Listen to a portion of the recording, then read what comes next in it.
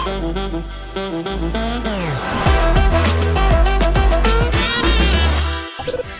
got this golden ticket and you have to be the eyes and ears of the fans. Are you Indian? Yeah, through and through. Have you been on the Fair and Lovely? Eh? A millennial without mobile phone connectivity? You're absolutely screwed. Kevin Campbell was the energy, the kindness. There was so much positivity. Well, that's what we called him, Mr. Positivity. With the first Clásico it was a shock for me. I didn't realize the scale of it. I like to see every second, every minute of the half. I'm trapped in a lift with Budgie and Kevin, with Budgie rambling on about something completely unconnected to the game. Welcome to Chai Football. No Shruti Nair this week, so I have to introduce this, and my pretty face is obviously worth more than the other face that you normally see on Chai Football. And with me, Manas Gera. Thank you for having me, Joe. This is pretty awesome. We're doing this sort of a thing after 5 years right now. Yes, it's been a long time. And I think we just need to set the scene, and I need to tell you what the relationship is between myself and Manas. So you worked with me first time round was the 2018 World Cup? Yes. You were like a roving reporter, weren't you? Yep, 2018. And you did a little trip around India. What was that series called? Dusri Country Diaries. Right, that's right, I remember. And also we worked again in 2020, was it? Or 2021? I can't remember. 2019. So was it 2019? End of 2019, yeah. All right, 2019. On La Liga's joint venture with what is now Meta. It was Facebook then, but it was Meta. And that time you were roving around Spain, weren't you? How many grounds did you go to in total? So I 20 clubs, 20 league clubs. Did you go to every ground? No, 20 clubs. You went to 11 grounds. Oh, so you went to over half. Yeah, just over there. Yeah. Yeah. That must have been quite an experience, was it? Like, Joe, I can't begin to tell you.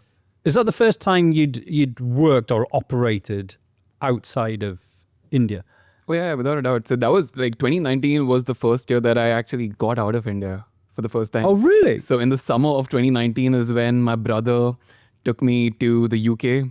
And so we did a trip of UK and the France.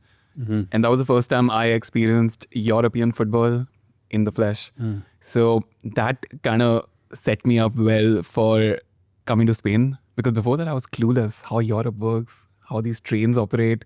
What was the biggest, just to quickly on the football first, what was the biggest thing you noticed in the difference between watching football in India, because you're a huge football fan, and watching it in Europe and in particular in Spain? If there was one key difference, I think that would be the pace.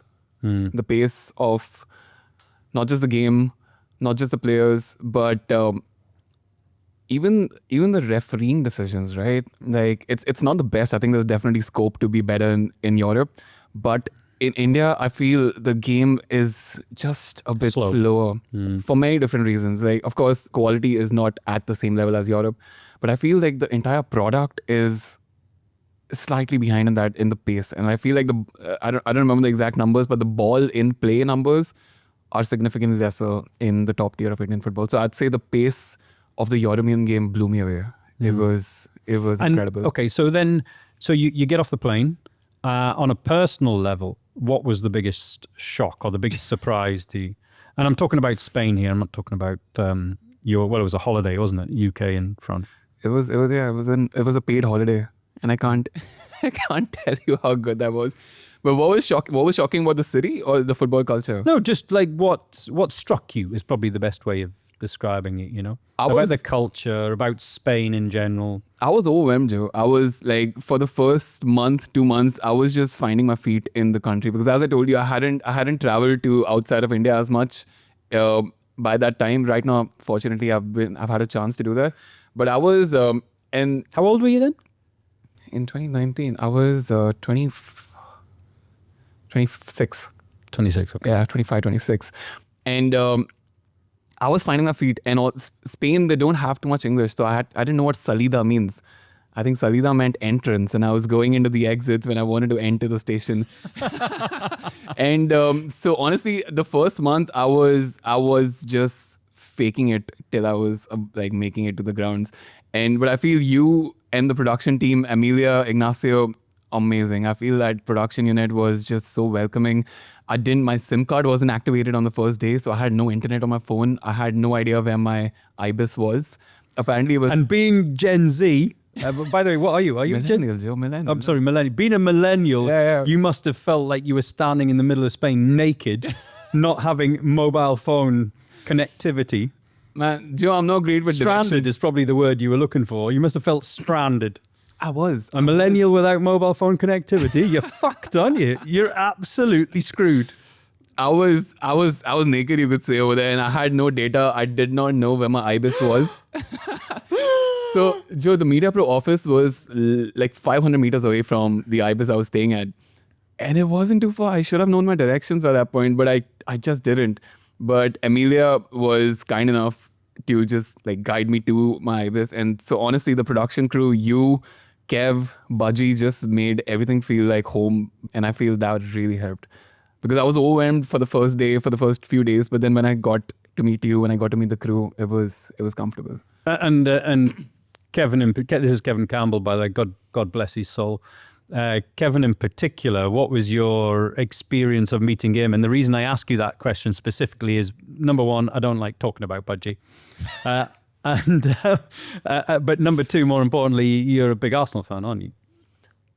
Yeah, so honestly, Joe, meeting Kevin was surreal for so many reasons. Firstly, as you said, I'm an Arsenal fan. He's an Arsenal legend. First saw him, it was like a meeting an Arsenal player, right? Like there was this certain amount of awe, and there was this certain amount of like respect, of course, that he commanded, and he always did. But at the same time, it did not take too long for me to realize that I might just be friends with an Arsenal legend. Kevin Campbell was like the energy, the kindness, like there was love, there was so much positivity that... Well, that's what we called him, Mr. Positivity. Like perfect. And like it's very difficult to describe the way Kevin made you feel as a friend, as an Arsenal fan. And I was fortunate to like sit in some cab rides with him to the stadium, fortunate to be behind the cameras when you guys were rolling in the studio. Kevin's energy was contagious, and to know that I have an Arsenal legend on my contact list in my phone, always will. It's just surreal. I don't know how to describe it, but I just don't have words to describe the positivity that Kevin, Mr. Positivity, I think is the perfect way. And I have stories about Kevin after the La Liga project. We were chatting on text. We used to talk about Arsenal a couple of times. I used to text him. I was working with another channel after that, Sports 18, for the Qatar World Cup, and we had a magazine show, and we wanted to discuss English football on one of the shows. And I told the producer, Gaurav Kalra, I told him, listen, I have a friend who's a legend. Do you think I should like probably try calling him like for one of these virtual calls? And I didn't know. Kevin has a busy schedule. He was on broadcast duties quite often. But I just WhatsApped him, and within a minute he responded, yes, Manas, I'll be there. I'm happy to talk to you. It's so refreshing, that, isn't it? It's like, you can understand my position. People hit me up on LinkedIn, whatever platform, pick a platform all the time. And you know what? 99 times out of 100, Manas, I can't do anything for them. It's that simple. I can't help them in whatever industry they're in particular broadcast. But the very least you can do is reply. Yeah, you know? Yeah. And by the way, if there's anyone that I haven't replied to, please forgive me, because it's your message or your contact has hit me at a time when I'm getting a flood of messages and it just got lost in the noise. But yeah, Kevin and I see very few people that at the very least you can just reply and say, even if Kevin had replied to you and said, sorry, Manas, I can't do it, you would still be just as respectful of Kevin because he was straight up and honest. Instead of, we live in a society now, don't we, where it's just like, well, it's awash with bluffers in particular, but people that don't have the basic courtesy to say, look, I can't help you. And exactly, Joe. So it wasn't just that he said yes. It wasn't just he responded to my message, but he showed up to that show with ultimate professionalism. He had his headpiece on. He made sure his audio was crisp. His shirt, as always, his outfits were the sharpest shirts, and he used to wear the bow tie as well That's right, yeah. On Thursdays, Thursdays. And he used to show up and he made me feel like I really mattered. Like, and like at the start there was a bit of imposter syndrome, if you could say, but he made sure that I felt heard. And like at the start of my career it was difficult, right? But he made sure that I'll give this guy my best shot. And when he was on the show, when he was on the Sports 18 show, on our magazine show, when we were talking about football, why is England not scoring as many goals as they should? The way he spoke and the professionalism that he showed up with, he went above and beyond to be there for me. And I felt like I felt a sense of responsibility towards Kevin throughout the process of the producers reaching out to him, giving him instructions on how to get onto the show, me chatting with him on the show, my co-host talking to him. There was a sense of responsibility, but it almost felt like I am the one, I'm the one doing him a favor, but it's just how he made you feel. And oh man, yeah. So coming back to La Liga, Clásicos, let's talk about the Clásicos. First of all, what was your role? What did you do in and around those Clásicos? Because they are a monster unto themselves, aren't they? Yeah, they're an absolute huge production. They're a huge game, never mind a huge production. So your role, just explain to those who didn't know, because this is not about what people saw you on camera. It's about what happened behind the camera. So the Clásicos were... Now water, please. Go for it. The Clásicos were like the two biggest events of the year for us in the season, right? And it was the preparation for that was long, went on for weeks. So what I was doing on the ground, Joe, I had access to the stadiums, of course. I still can't believe I did have access to the Clásicos, but I basically had to find the color stories, as we called it, the human interest stories, the stories outside of the footballing, because you, Kevin, Budgie, did a perfect job of that. I was the one finding the fans who summed up what it was like being there. I remember the brief you gave me, Manas. You got this golden ticket and you have to be the eyes and ears of the fans. Make them feel like they are there, because you're an Indian dude who has this golden ticket, as you mentioned. And yeah, that's what I had to do. I had to make the fans feel like they were there with me. Are you Indian? Yeah, through and through. Have you been on the Fair and Lovely? Eh? Sorry. Carry on. But as I was saying, Joe, Fair and Lovely. I know it's just sunscreen. But as I was saying, so being on the ground, the eyes and ears of the fans was what I had to do. And can I also tell you the experience of my first Clásico? So after every game, almost after every game, whenever you had time, I remember asking you, Joe, can you meet me in the lobby? Can you just give me a debrief about how I was? How would you rate my performance? So after the first Clásico, 1 out of 10 was the answer every time. 1 out of 10. You give me 4 out of 10, Joe. I must have been drinking or something, was that? So it was the morning, the day after the Clásico, and that was also when you were reviewing the entire. You used to go through the entire show, not just the matches, the entire footage of all of the show, and the feedback to it. So I remember coming the reports. I remember those reports, staying up till whatever it was, 2 hours, 3 hours after the show, going through the digital. Yeah, you were nerdy about those reports, and those reports were interesting to say the least. But I'll just quickly finish that. So I used to come to Joe the day after the Clásico. I used to take a debrief from him, what I did wrong, what could I have done better. He gave me a 4 out of 10 in the first Clásico, because the first Clásico was like, it was a shock for me.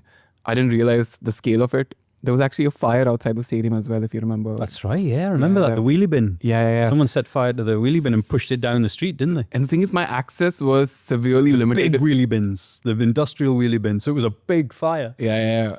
But the thing is, though, my access was severely limited on the Clásico day, because it wasn't like any other match. Like if I was at the Getafe Stadium, if I was at like the Eibar stadiums, it wasn't a concern to get to different points of the stadium. But for the Clásico, I was told at almost every spot that, listen, you can't shoot here.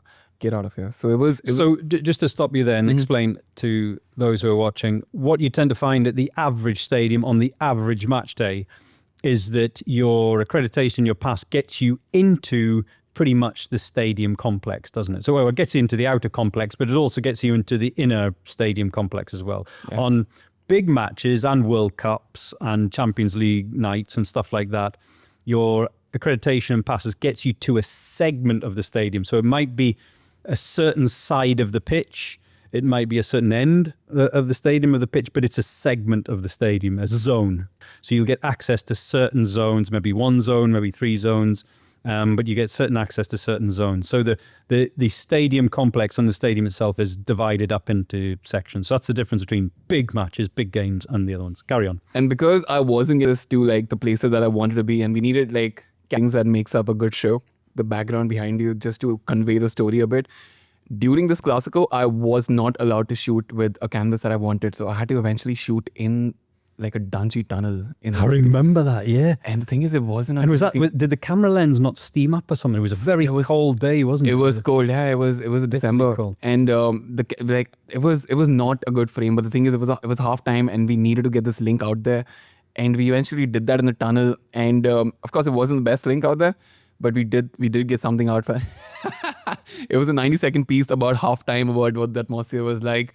And yeah, so it was. I think you also need to point out to those watching as well, because there's probably I'm guessing there's some young budding pitchside reporter, journalist, whatever you want to call it, who are looking at this and going, oh, taking it with interest. Where you are positioned, where your seat is. So when you're a reporter, you get given a position or a seat or whatever. Quite often is a million miles away from where you have to shoot your content, correct? Yeah. And getting from there to there, especially in 3-tier stadiums, which obviously the Camp Nou is, sometimes you can be put up in the gods. The press box actually is up the top, isn't it? The media area is actually up the top.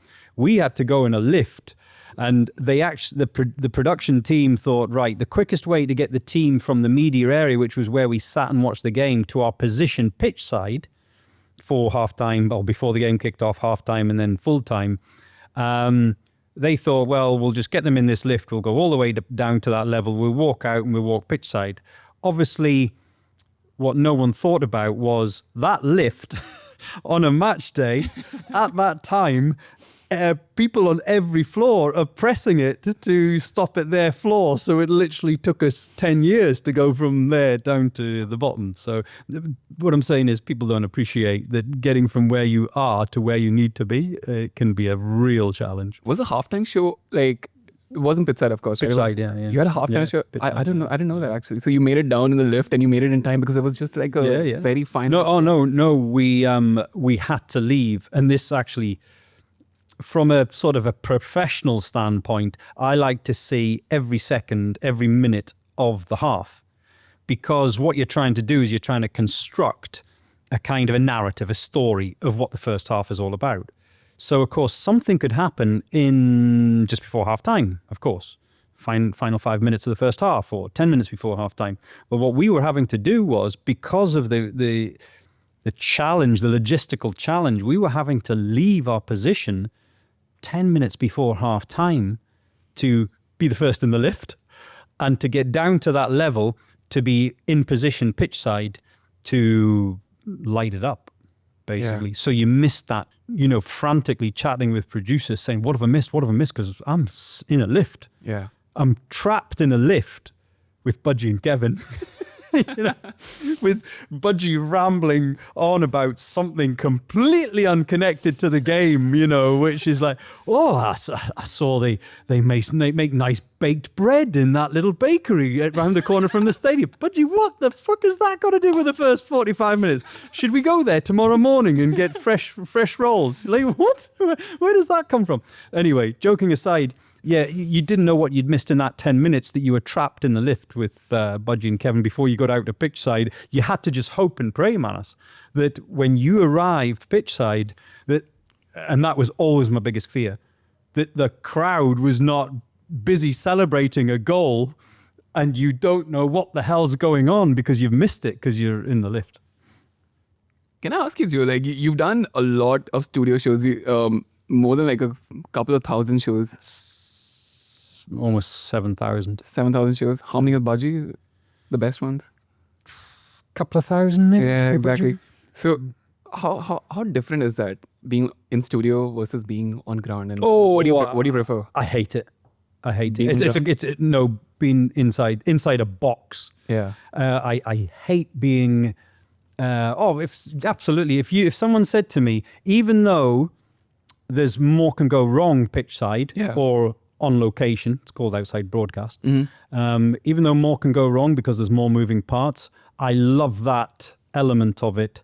I love that challenge. I love that thinking on your feet. Remember the other Clásico that was at the Bernabeu? Yeah. And the heavens just opened and it was pouring with rain. Do you remember that? Biblical. All of my notes went into a puddle of blue ink. It was like the hours and hours that I had spent in the day before and that morning of the game doing all my research and all my notes. So that was a real challenge. But to come back to your question, studios I find are bland. Okay. And modern studios are even blander in terms of getting a real vibe. And the reason I say that is modern studios tend to be green screen.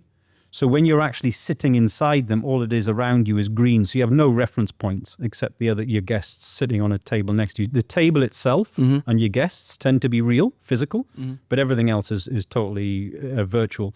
So, and there's another thing that most people don't know about green screen studios. They have a lot of computing power in them. They have a lot of equipment and kit and everything in them. So they have to be kept quite cool and chilled. Right. So if you're doing 9-hour live broadcasts on World Cups, like 3 games back to back, you're by the end of it, it's I hope that answers your question. But yeah, location, all the time, location. I love it, but a lot of people don't because they find it less controlled. Yeah. And it can be harder. But coming back to you, what was your biggest challenge in going round those grounds? One of the challenges was obviously other than the language. Yeah, Salida. One of the challenges was it was the fact that I got lost in Camp Nou. I literally got lost in Camp Nou. So the thing is, as I said, the canvas was important. So I wanted to shoot different color stories. The backdrop, the backdrop. For those who... Yeah, the backdrop of the stories was really key to the entire story. So I wanted to shoot at different parts of Camp Nou. And there was a story happening which was on the ground, pitch side. And we wanted to shoot that. Then there was a story, and Camp Nou is the tallest stadium definitely the tallest stadium I've been to, and it has 100,000 capacity almost. So getting to the top of Camp Nou, which was the backdrop that I had planned for one of my stories, and it's a long way up there. And it's a long way up. It's like hiking Everest, isn't it? Yeah. It took me a while. It took me like 15 to 20 minutes to get from pit side to the top tier. And the producers did not like me too much. The camera, the videographers, they did not enjoy the fact that you were saying when I was like, we need to go up there, because they weren't just holding the big camera, they also were holding this live view backpack behind them, which used to link or send all the footage immediately back into the studio. Plus tripod, plus batteries. I apologize to all of them. I hope you weren't doing the big dog. What is it called? Where you let your cameraman carry everything. I hope you were. No. First thing I was taught at the BBC, you assist your camera crew and usually tripod, carrying the tripod. Just the tripod is all I can carry. The live view is stuck onto his back. But so we used to go to the top of the Camp Nou, and there was one of my favorite stories that we shot were the 20 flags lined up on Camp Nou, and they were lined up according to the position of the team on that match day.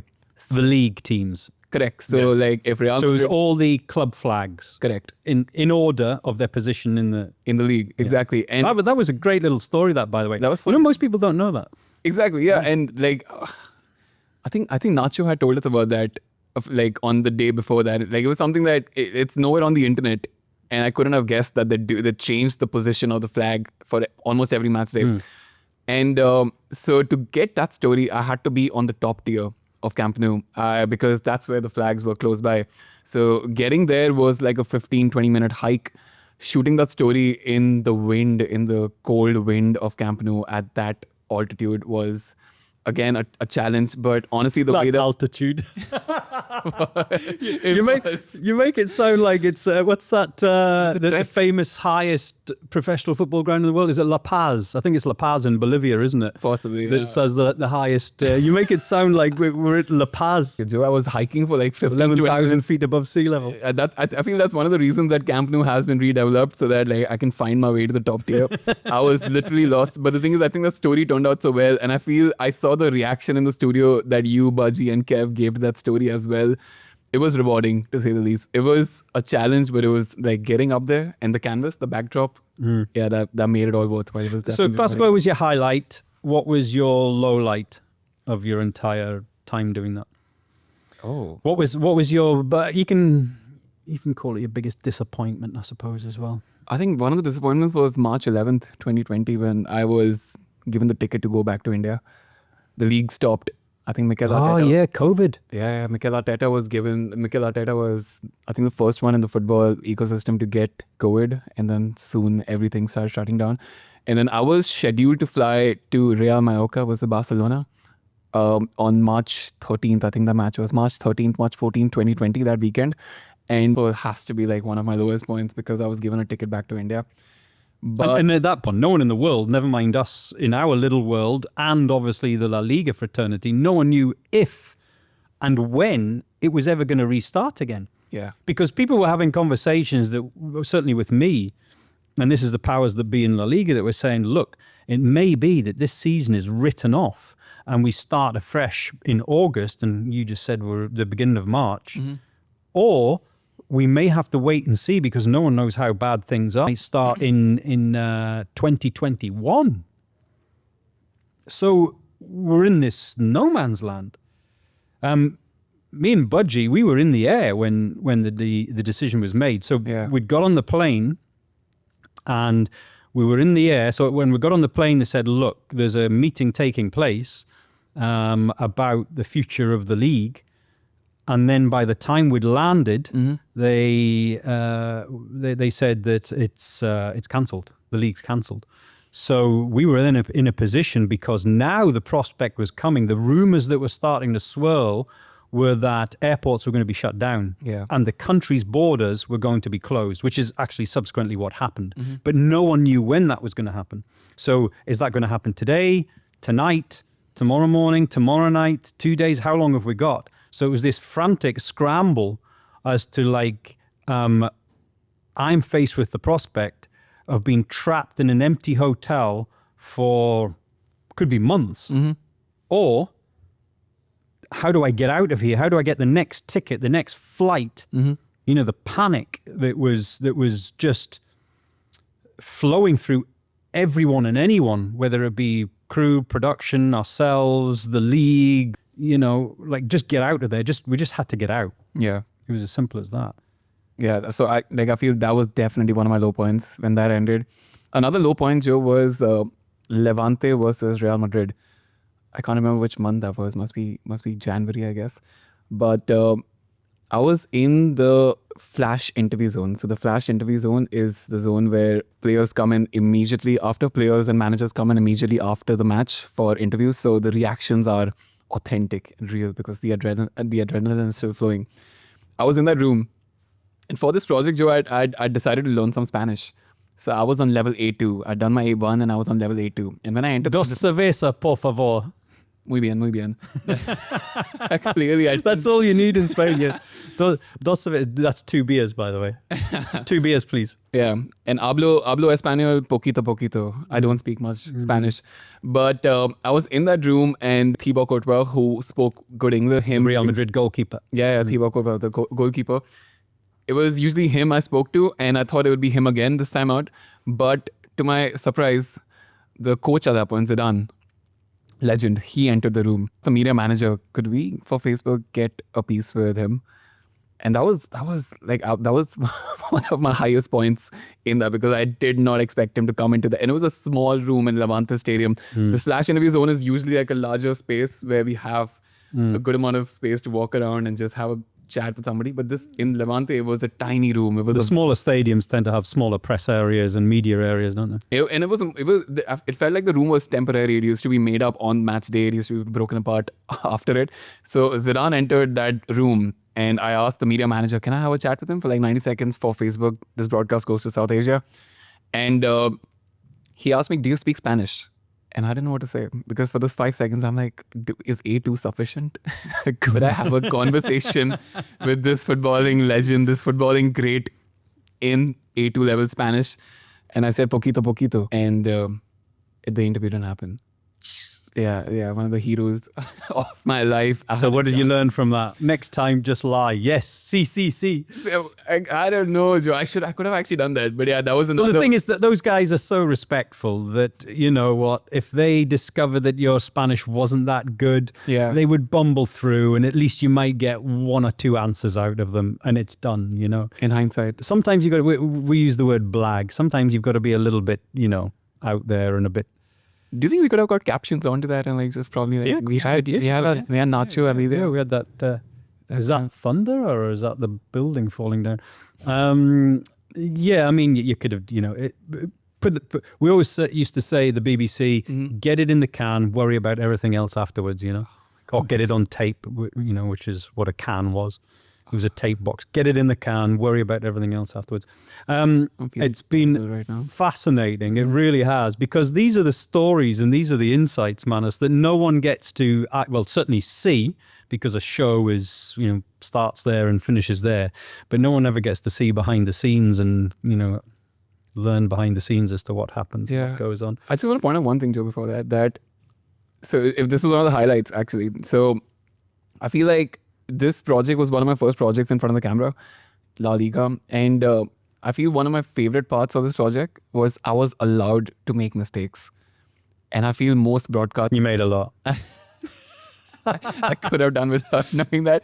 But just the fact that I was given the freedom to make my own decisions. If I'm having an interview with Sandesh Jhingan, I was asking him the questions that as an Indian fan, football fan, I wanted to know more about how he felt about La Liga, what was the difference between Bernabeu and Camp Nou. And Sandesh Jhingan gave some incredible insights about how he would have approached from Bernabeu, because the dimensions were different. Barcelona liked a bigger ground because that was the style. They wanted to pass and like dominate a team just by passing them.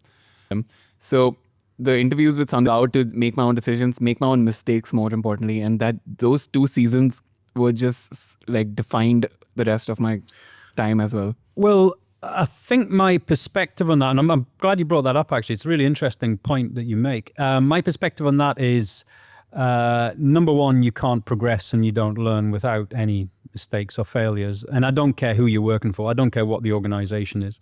And I still shows.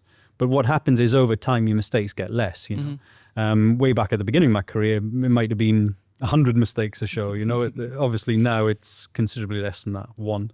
But no, the point I would make about the mistakes is, more importantly for me, is specific role. You're that roving reporter. You're in it. It's through your eyes.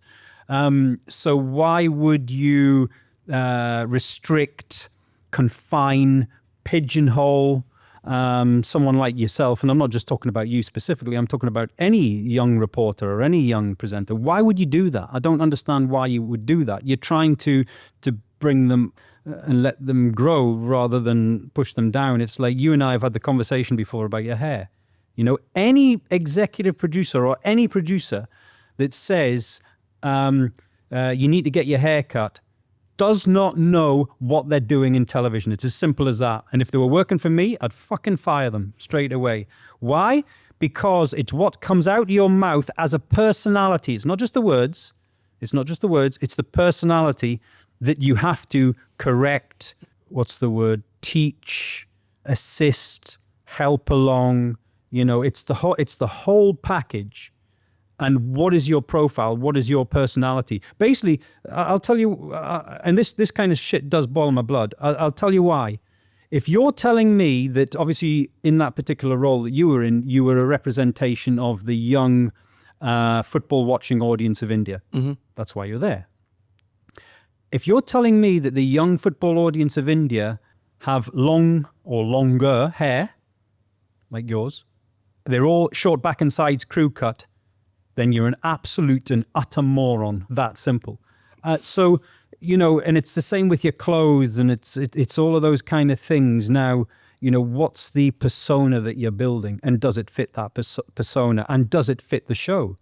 If you're doing business news, or you know, you were a court reporter or something like that, well, then it's slightly different. Yeah. You know what I'm saying? I don't want you going around with a dead sheep on your hood if you're a court reporter. You understand the difference? Yeah. And it does boil my blood, that kind of shit. Do you think there is space in sport for the suit and tie?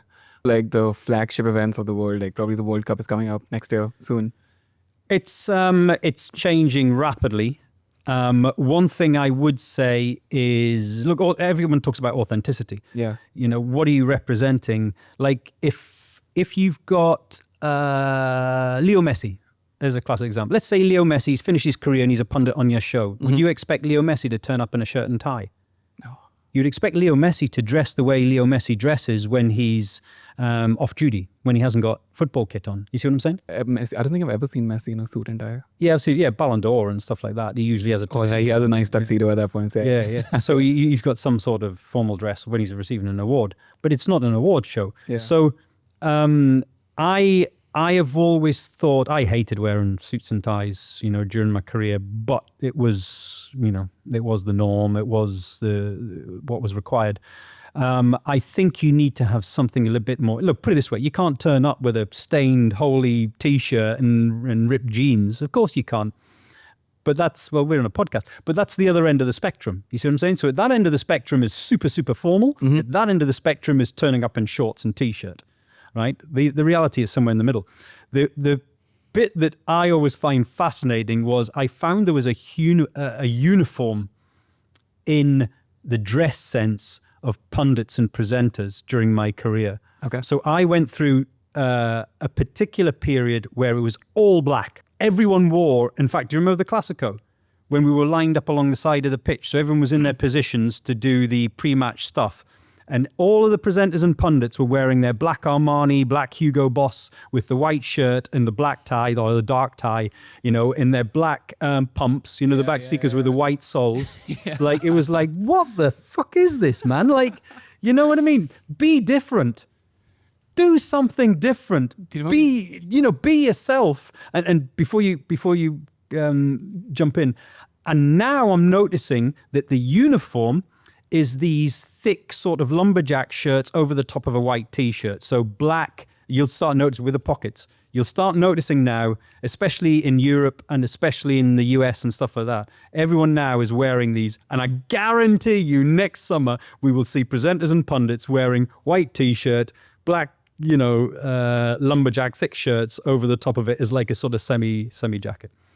I so vividly remember, Joe, when we were at the Clásico touchline. So you, Kev, and Budgie were lining up, and there were all of the other broadcasters in the shirts, suits, ties, the pumps, and the three of you were there. And I think the preparation for that studio show was a dance.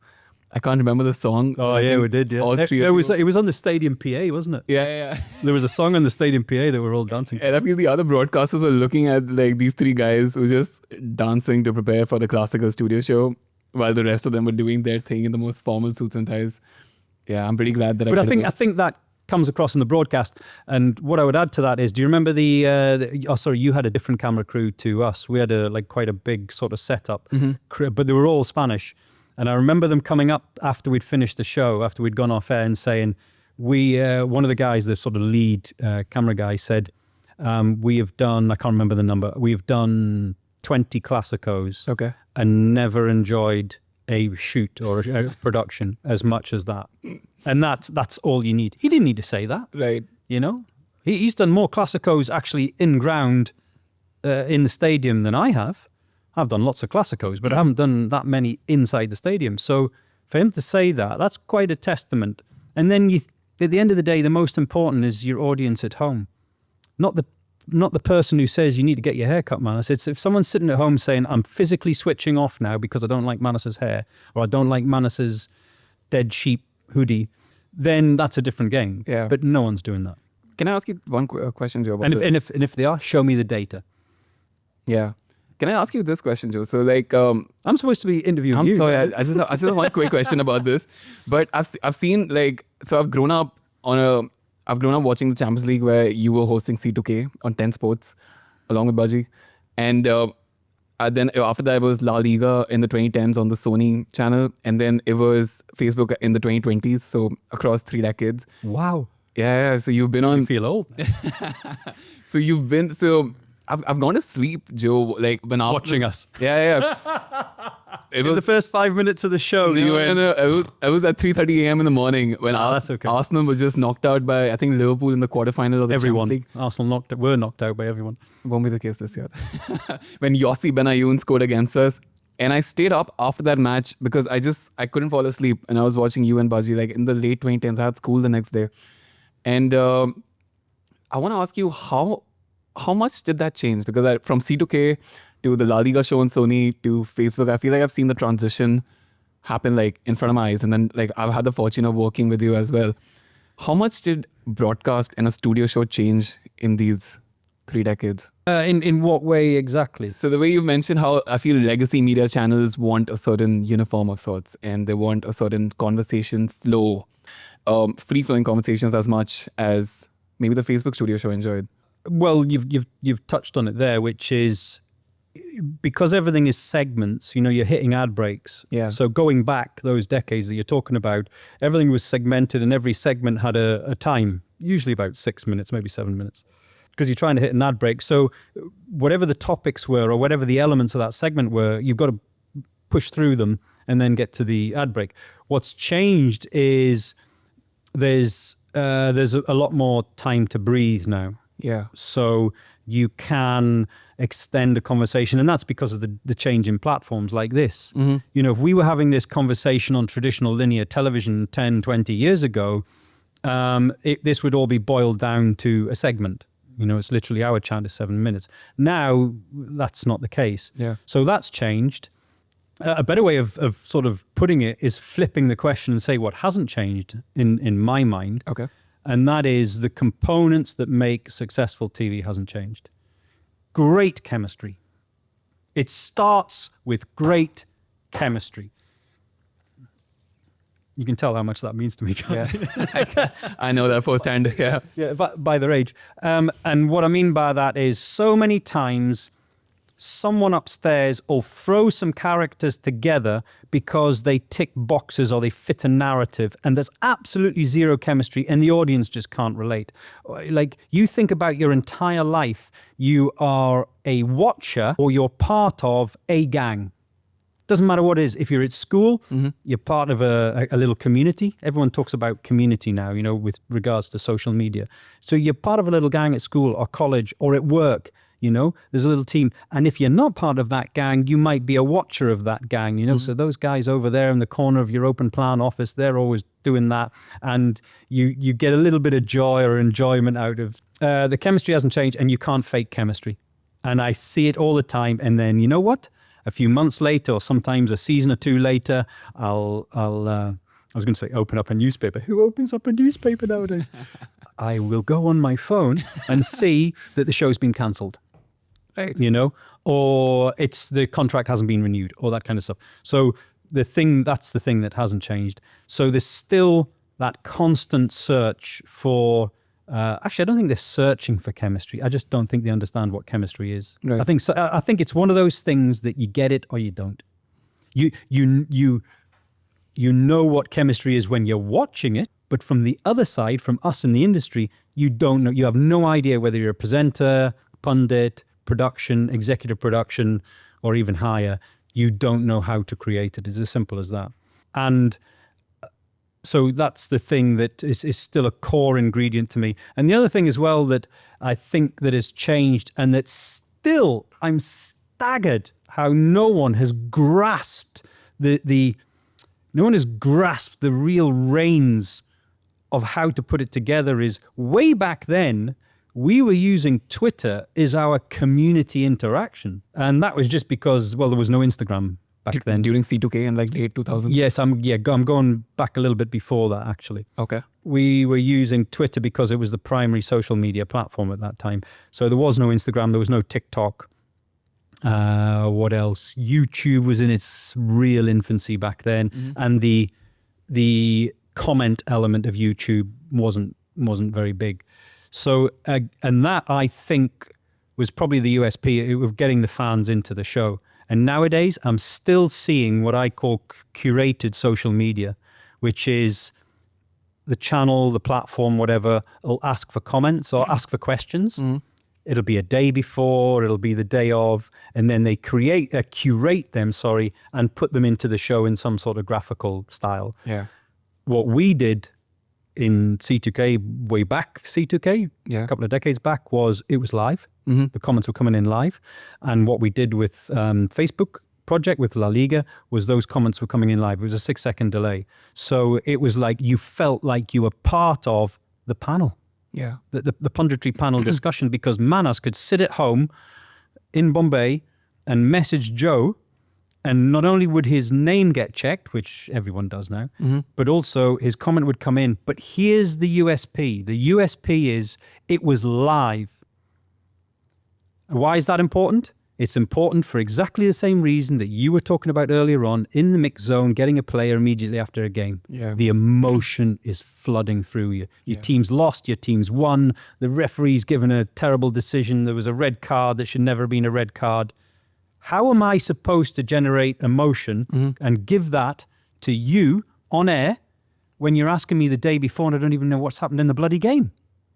Or, you're asking me, how it pops up on the bottom of the screen. Send your questions and the guys will read them out at half time. Well, if there was an incident 5 minutes into the first half or 10 minutes into the first half, it's not important, that incident, when it gets to half time, because the whole half has happened and drama and other incidents and other things have happened.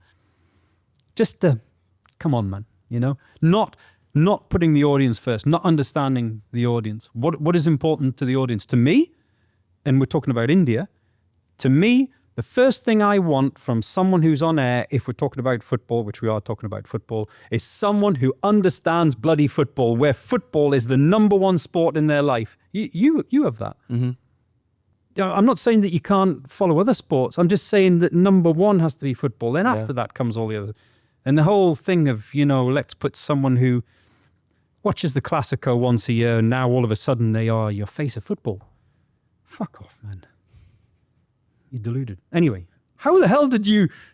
I was curious, and I think that sums it up well. I've got to go back to therapy because of you. Not only having met you after so long, but after you boiling my blood like this. It's been an absolute pleasure, Manas. I don't know how you turned the tables. That was very clever. You should be working for the CIA or something. Thank you very much. Likewise. Yeah. It's been a joy to see you once again. And no doubt we will see you on camera across India for the 2026 World Cup. Inshallah. Inshallah. As they say. Yeah. Great to see you. And that's it for this episode of Chai Football. With a little bit of luck, Shruti next episode will have not made it back from her holiday. And we will have someone else who's more interesting than she is. Cheerio.